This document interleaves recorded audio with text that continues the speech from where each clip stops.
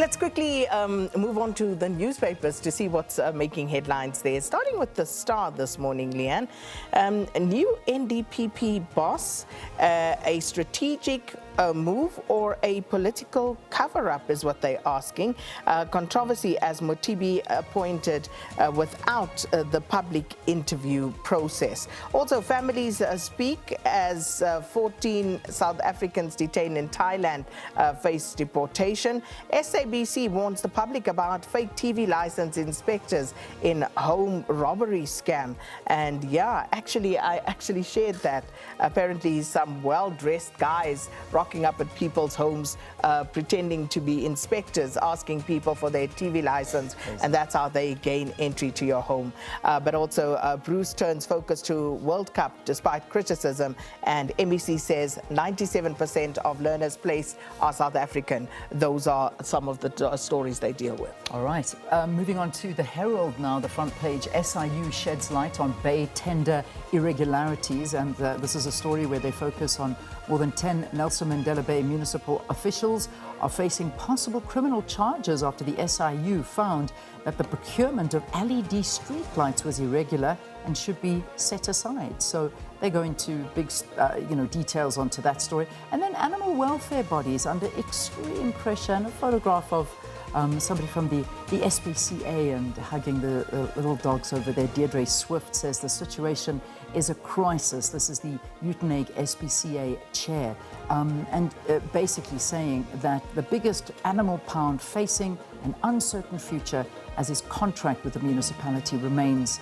in limbo. And this is really where hundreds of strays and abandoned animals are there, and their lives hang in the risk as well. So that's the big stories of the Herald.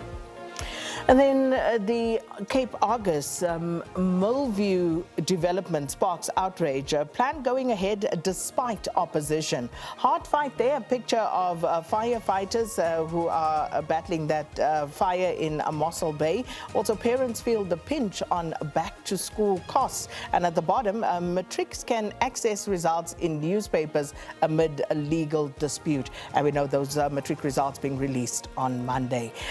Also, Hartenbos estuary fish deaths linked to oxygen depletion. Some of the stories the Argus deals with.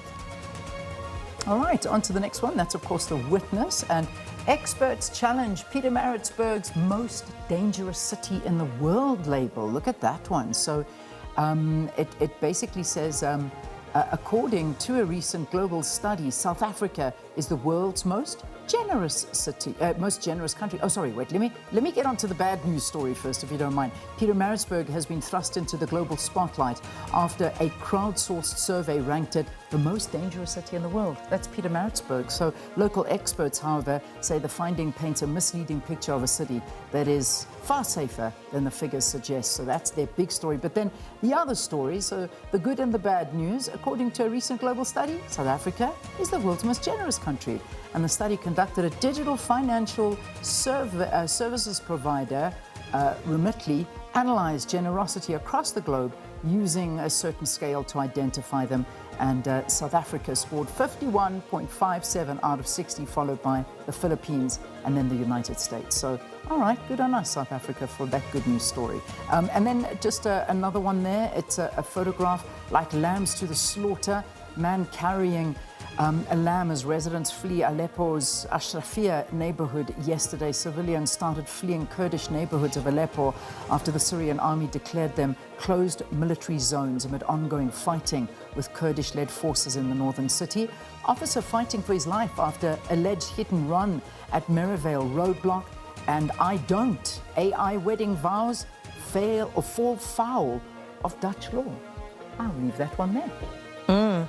And let's just take a look at some of the other papers, and we'll just run through these for you before the top of the hour.